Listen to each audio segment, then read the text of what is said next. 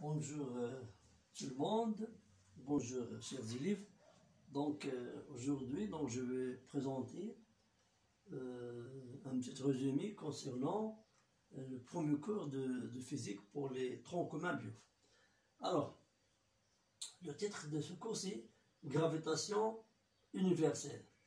Gravitation universelle. C'est pour le tronc commun bio. Alors, je vais commencer avec la loi d'attraction universelle de Newton. Alors, l'énoncé de cette loi, cette loi dit que à cause de leur masse, les corps exercent les uns sur les autres des actions mutuelles attractives. C'est-à-dire que il y a des actions attractives qui sont égaux au niveau de l'intensité, des mots mutuels. Mutuels, c'est-à-dire les forces sont égaux. Et attractifs, il y a des tractions entre les corps. La cause de cette force, bien les attractions mutuelles, c'est la masse. D'accord? S'il y a des corps qui n'ont pas de masse ou de masse négligeable, c'est qu'on on peut voir des actions mutuelles attractives. Alors, pour élaborer cette loi de Newton, pour bien expliquer cette loi de Newton, on a trois situations. J'essaie ici trois situations. C'est en général. Alors, la première situation, c'est le cas des corps à des répartitions sphériques. Donc, des corps de répartition sphérique. C'est le cas des planètes, par exemple. Cas des planètes. Ou bien cas des planètes. Par exemple, j'ai une planète, par exemple, P1, de masse M1. Ça, c'est le centre de planète. On a ici une autre planète. Donc, c'est le planète 2 de masse M2. De masse M2.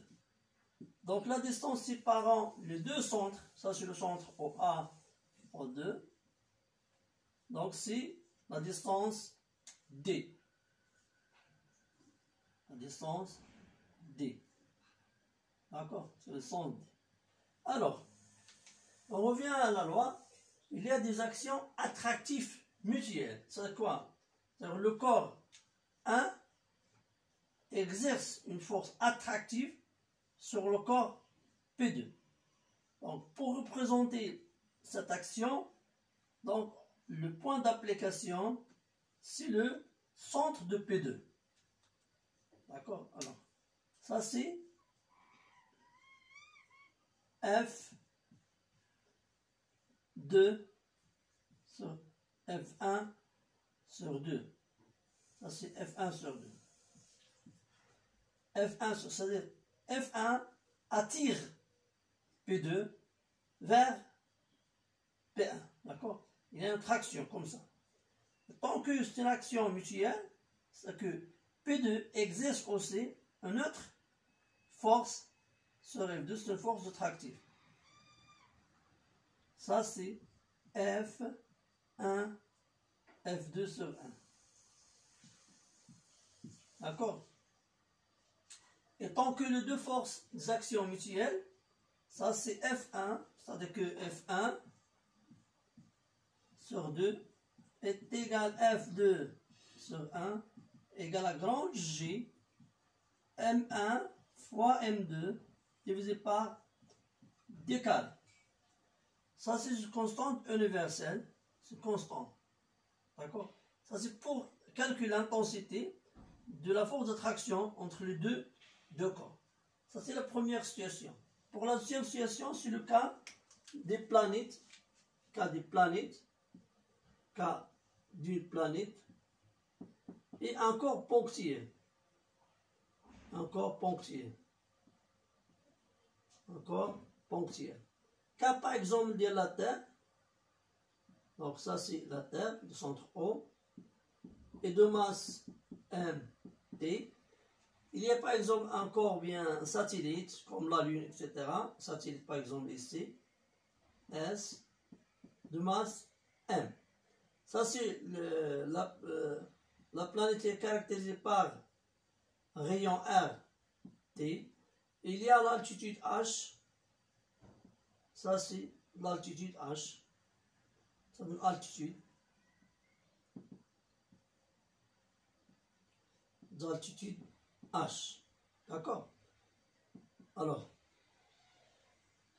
ici il y a des tractions mutuelles aussi entre la planète et le corps S, le corps ponctuel. Pour représenter ces actions, donc T, il attire S avec une force F T sur S, c'est une force de traction. Et tout CS, il y a une force exercée par F sur la planète, c'est F S sur T. D'accord?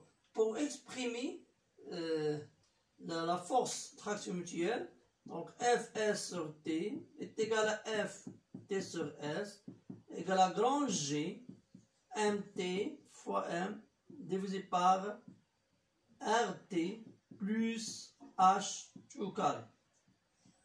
D'accord? Ça c'est la distance entre les deux centres, RT plus H. D'accord? RT plus H. Alors, ici, donc, je mets ici d carré, bien la distance d carré, la distance d, séparant les deux centres de leur centre. Ici, c'est RT plus H, la distance, c'est le rayon de la planète, plus l'altitude H. Donc, la troisième situation, c'est le cas des corps ponctuels. Donc, deux corps, un cas, deux corps ponctuels. Deux corps ponctuels. Alors, le cas du corps ponctuel, par exemple, présenté comme un point, ça c'est le corps A de masse MA, ça c'est la distance, encore deuxième corps de distance MP, il y a de masse MP, il y a une distance D, ça c'est la distance D. Alors, les tractions aussi, à cause de leur masse, et les tractions, il y a des actions attractifs et mutuels. Donc, ça c'est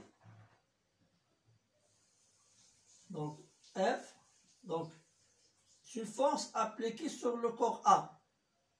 Donc, c'est une force F de P sur A. Et ça, c'est une force appliquée sur P. C'est-à-dire quoi? C'est-à-dire F de A, A sur P. Donc, c'est une force attractive. Donc, F de P sur A. Donc, B, il attire vers lui le corps A. Et aussi F de A sur P, c'est-à-dire A attire vers lui le corps P. Alors, ici donc la force, ça c'est la distance D. Donc, FA sur P égale à FP sur A égale à grand G.